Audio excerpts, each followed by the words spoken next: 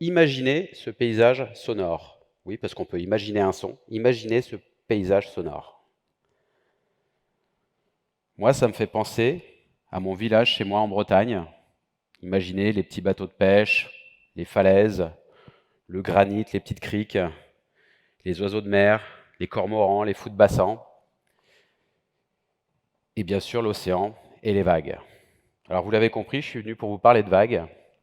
Je suis moi-même surfeur, explorateur, c'est ma spécialité. Donc je voyage à la recherche de nouveaux spots de surf. Et pour vous parler de vagues, je vais commencer par vous montrer 4 photos qui sont juste là. Tout d'abord, brièvement, vous avez Justine Dupont, célèbre surfeuse française qui surfe des vagues géantes. Vous avez l'empereur de Chine au XIIIe siècle. Vous avez une embarcation traditionnelle au Pérou et un autoportrait de Paul Gauguin. Alors je vais vous poser une question. D'après vous, quel est le lien entre ces 4 photos?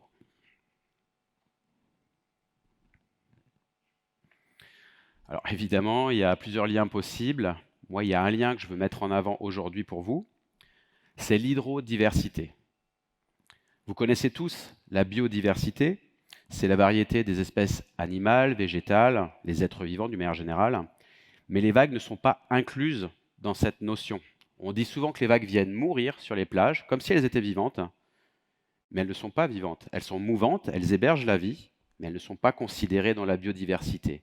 Et l'hydrodiversité est là pour compléter cette notion.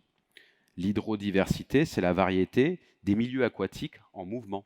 Comme par exemple dans une rivière, ça va être une cascade, des torrents, des rapides. Et dans les océans, ce qu'il y a de plus dynamique, ce sont les vagues. Et donc l'hydrodiversité, c'est tout cela. Pour vous expliquer cela, on va continuer avec quelques photos. Je reviens sur Justine Dupont, voilà, sur une vague géante à Nazaré. Vous avez sûrement déjà vu des images. On est sur des vagues qui dépassent des tailles de plus de 20 mètres. Et comment se forment les vagues? Alors généralement, les vagues se forment grâce au vent. Imaginez, vous avez une assiette à soupe, la soupe est un petit peu trop chaude, vous soufflez, il y a des petites ridules qui se forment. Et ben, l'océan, c'est pareil à grande échelle. Le vent qui souffle très très fort sur des grandes distances transmet son énergie à la surface et cette énergie se transforme en fréquence, en sinusoïde. Et cette courbe, donc cette fréquence, c'est ce qu'on appelle la houle qui se propage dans les océans et qui, lorsqu'elle arrive près du littoral ou près d'un récif, se dresse, un peu comme un cheval qui se dresse, et d'un seul coup, elle déferle. Et lorsqu'elle déferle, la houle, c'est une vague. Et donc là, vous avez une vague géante. Il y a des endroits remarquables où la houle est beaucoup plus grande, beaucoup plus grosse qu'à d'autres endroits. Et les fonds sous-marins aussi ont une importance sur la façon de déferler. Il y a plusieurs facteurs qui rentrent en compte. Voici un autre type de vague. Je vous parlais de l'empereur de Chine. Il faut savoir qu'en Chine, au sud de Shanghai, vous avez un mascaret qui déroule dans le fleuve Qiantang. Alors c'est quoi un mascaret? Donc là, c'est une vague qui se forme par les grandes marées. Donc ça n'a rien à voir avec le vent. C'est lorsque la Terre, la Lune et le Soleil sont alignés, se forment les grandes marées. Et lorsque certaines rivières qui ont une forme d'entonnoir permettent la création d'un mascaret, il y a une vague qui rentre et qui remonte le courant dans cette rivière. Et celui de Chine est l'un des plus puissants et un des plus grands au monde. Et depuis peu de temps, on l'a appris récemment, en fait, il y a toute une culture historique autour du mascaret. L'empereur de Chine au 7e siècle avait fait construire un palais sur les berges pour observer le mascaret. Et on a découvert récemment qu'il y avait une pratique qui s'appelait le Nong Chao, le jeu de la marée. C'est-à-dire que des soldats se jetaient dans la rivière, ils étaient décrits les cheveux détachés, tatoués, avec une bannière, c'était une sorte de drapeau, et attendaient la vague pour l'attraper, la prendre et aller le plus loin possible avec cette vague. Et on sait que jusqu'au XIIIe siècle, sous l'empereur Tsong du Sud, ils utilisaient carrément des planches en bois en forme de poisson. Donc c'est incroyable, il y avait toute une culture qui existait là autour des vagues, avec une foule de gens et l'empereur de Chine qui gratifiait ceux qui allaient le plus loin possible. Tout cela a peu à peu disparu. J'ai eu la chance de surfer ce mascaret en 2007 avec plusieurs surfeurs internationaux. Et depuis, les autorités réorganisent de nouveau des compétitions de surf sur ce mascaret et il y a un festival qui attire des centaines de milliers de personnes. Donc c'est voilà, c'est étonnant, il y a toute une culture surf autour du mascaret qui est en fait ancestrale. Je reviens sur les Caballito des Totora. Désolé pour la prononciation, hein, le chinois, l'espagnol, tout ça, je ne suis pas forcément le meilleur. Ce sont donc des embarcations qui sont faites en roseau au Pérou. Et on sait aussi que c'est utilisé depuis plus de 3000 ans. Il y a des sculptures, des écrits, des dessins qui prouvent que depuis 3000 ans, les pêcheurs, notamment les pêcheurs qui vont en mer chercher les éponges de mer, utilisent ces embarcations faites de roseaux et que lorsqu'ils reviennent vers la côte, ils prennent les vagues, ils surfent les vagues, soit assis, soit debout. Et en fait, on se rend compte que le surf est en fait une pratique très ancienne. On pense tous que c'est né en Polynésie. En effet, hein, au XVIIIe siècle, les Occidentaux ont découvert que les Polynésiens pratiquaient le surf avec des planches de surf, des codes, des règles, et ils avaient réussi à dompter les vagues. On appelait ça le sport des rois et le roi des sports. Mais en fait, on se rend compte que partout où il y a des vagues, les êtres humains ont essayé de les apprivoiser. Donc à croire que c'est quelque chose d'universel. Alors, on avait un autoportrait de Paul Gauguin. Voici un de ses tableaux. Ça, c'est près de chez moi, dans une crique, en Bretagne. Il y a deux cailloux, une petite vague, pas du tout intéressante pour le surf, mais ça a inspiré Paul Gauguin. C'est un tableau qui est aux États-Unis actuellement. Et en fait, les vagues ont inspiré beaucoup d'artistes, que ce soit des photographes, des cinéastes, des poètes, des écrivains. Donc les vagues sont aussi des sources d'inspiration pour les artistes. Alors, rappelez-vous la dernière fois que vous êtes allé au bord de la mer. Rappelez-vous la dernière fois que vous êtes allé à la plage. Je suis sûr que vos cinq sens étaient en éveil. Parce qu'en effet, les vagues mettent en éveil les cinq sens. Tout d'abord, la vue. Lorsqu'on arrive derrière la dune ou en haut de la falaise, c'est un véritable spectacle. Le spectacle des vagues, des monuments naturels qui dansent. C'est très beau à voir. Ça reste dans l'esprit. Vous avez l'ouïe, bien sûr. On l'a entendu. Le son, le chant des vagues. Vous avez également l'odorat. Lorsqu'on arrive au bord de la mer, on remplit ses poumons très fort. Et vous avez l'iode qui rentre en vous. Et on sait que c'est très bénéfique depuis l'Antiquité. Vous n'avez pas besoin d'être dans l'eau. Vous prenez un petit peu de l'océan et des vagues. Vous avez le goût également. Si vous passez l'après-midi au bord de la mer, ces embruns se déposent sur vos lèvres. Vous avez le goût de l'iode et du sel lorsque vous passez votre lèvre dessus. Et si vous partez dans l'eau, vous passez sous une vague, vous êtes en contact, votre peau, l'épiderme, directement avec les vagues, avec l'océan, avec le milieu marin. Et lorsque vous ressortez de là, c'est comme si votre journée recommençait une deuxième fois. C'est comme une renaissance. Donc les vagues éveillent les cinq sens. Pourquoi? Peut-être parce que la vie est née dans les océans et qu'avant de coloniser la Terre, nous sommes forcément tous passés par les vagues il y a très très longtemps et c'est peut-être dans notre instinct. Alors je suis spécialisé dans l'exploration, c'est-à-dire que je recherche des vagues dans des endroits qui sont inconnus. J'ai été dans des endroits comme la Libye par exemple, l'Algérie, j'ai surfé en Albanie, en Chine, Haïti, Cuba, en Sierra Leone, j'ai adoré aller dans les îles Turtle avec l'ethnie des Charbreaux, au Gabon, aux îles Comores, plein d'endroits. Et voici un exemple de l'un de mes derniers voyages en Ouganda. Alors, les vagues sont modestes, vous me direz, mais vous me direz surtout qu'il n'y a pas la mer en Ouganda. Mais vous avez le deuxième plus grand lac au monde, le plus grand lac d'Afrique, plusieurs fois la taille de la Bretagne ou de la Belgique. Et lorsque le vent souffle, vous avez des petites vagues qui se créent. Et vous avez les pêcheurs qui font attention aux vagues. Ils prennent la mer en fonction de la météo et des vagues. Donc il y a une culture autour des vagues, même à 1200 mètres d'altitude, car il est très élevé ce lac, sur l'équateur, très très loin des océans. Ça fait partie de l'hydrodiversité aussi. Et lorsque je pars en voyage et que je reviens en France, chez moi, je cherche à transmettre ce que j'ai vécu, à le décrire à travers des articles, des écrits, des livres, parfois des vidéos, parfois des photos, parfois des reportages. Et à force de les décrire, je me suis rendu compte que chaque vague avait une identité, un ADN. Lorsqu'on est surfeur, on entretient presque un dialogue avec l'océan et avec les vagues. Et on leur donne presque une personnalité. Ça, c'est ça aussi, l'hydrodiversité.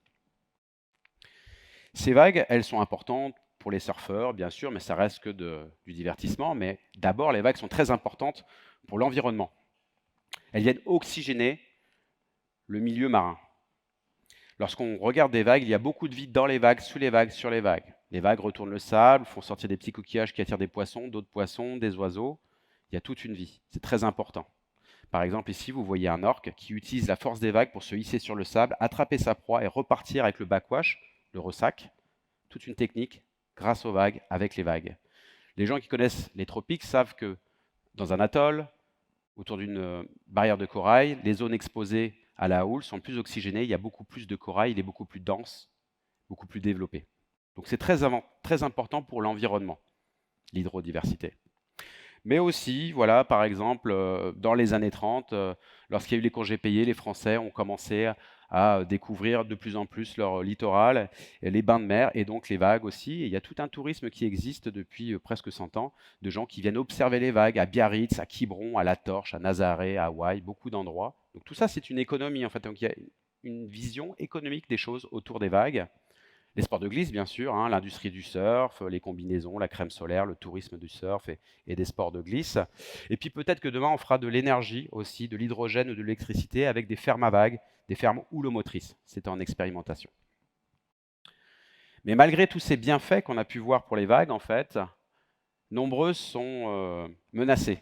Nombreuses ont disparu à cause de l'artificialisation des êtres humains, les enrochements, les endiguements, les ports, les digues, le dragage du sable. Par exemple, dans le Pays Basque, à l'embouchure de la Dour, il y avait une vague mythique qu'on appelait la Barre. Dans les années 60, les gens venaient de partout pour venir surfer cette vague. On a construit 2 grandes digues pour agrandir le port de Bayonne et la vague a disparu pour toujours. Voici un spot connu en Espagne également qui s'appelle Mundaka, considéré parmi les plus belles vagues d'Europe.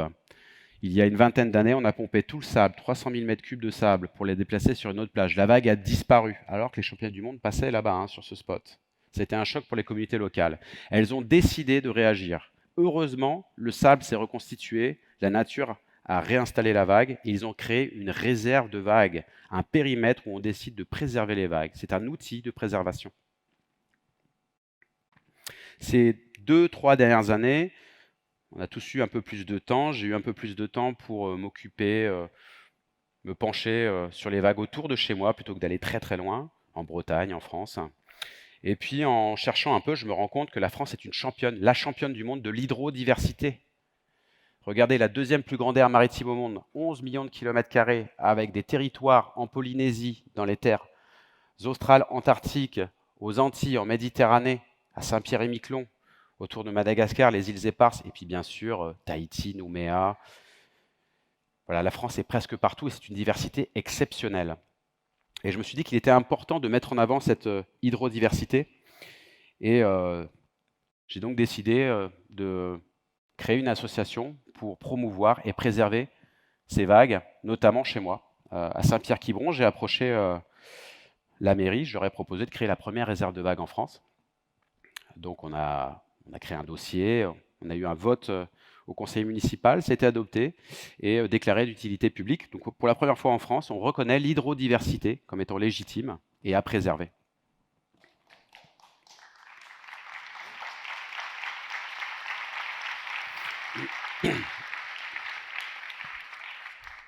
Je vais avoir une petite anecdote autour du lion. Alors ça n'a rien à voir avec l'hydrodiversité, mais en fait si. J'étais en Afrique en fait, en pleine brousse, très loin de la mer, il n'y avait pas le choix, il fallait passer dans la forêt. Et puis en fait sur la piste, il y avait un checkpoint avec les militaires qui nous arrêtent, voilà, il y a une barrière. Bon.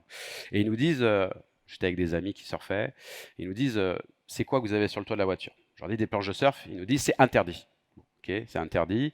On descend de la voiture, on va au poste, ils prennent nos passeports, ils commencent à être un peu intimidants, ça prend du temps.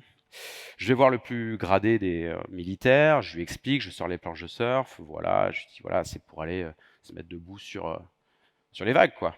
On était loin de la mer, hein, mais il me regarde, et là il me dit waouh! Il commence à rugir. C'est la puissance du lion. Le surf, les vagues, c'est la puissance du lion. Alors ça a duré pendant 2 minutes comme ça, j'étais un peu interloqué, je ne savais pas trop quoi dire. Il me tape sur l'épaule, il me dit bonne route mon ami, il me rend le passeport, il ouvre la barrière, il nous laisse partir. J'étais un petit peu surpris, voilà. C'était un peu rigolo, enfin à la fois tendu et rigolo. Et puis sur la route, je me suis dit mais en fait il a entièrement raison. En fait les êtres humains pendant très longtemps se sont battus pour faire disparaître les prédateurs, comme les lions par exemple, qui étaient très dangereux, qui le sont toujours d'ailleurs. Mais maintenant qu'il n'y en a plus beaucoup, on se rend compte que c'est très important de les préserver. Ils sont au sommet de la pyramide de la biodiversité. Et s'ils disparaissent, tout s'écroule. Ben, les vagues, c'est pareil. Les vagues sont au sommet de la pyramide de l'hydrodiversité. Donc c'est important de les préserver pour les océans. C'est important de respecter les océans. Parce que si on ne respecte pas les océans, comme c'est notre reflet, c'est qu'on ne se respecte pas soi-même. Pour conclure, je terminerai avec quelques alexandrins d'un célèbre poème de Charles Baudelaire, L'homme et la mer. Homme libre, Toujours, tu chériras la mer. La mer est ton miroir, tu contemples ton âme. Dans le déroulement infini de la lame, et ton esprit n'est pas un gouffre moins amer. Voilà. Merci.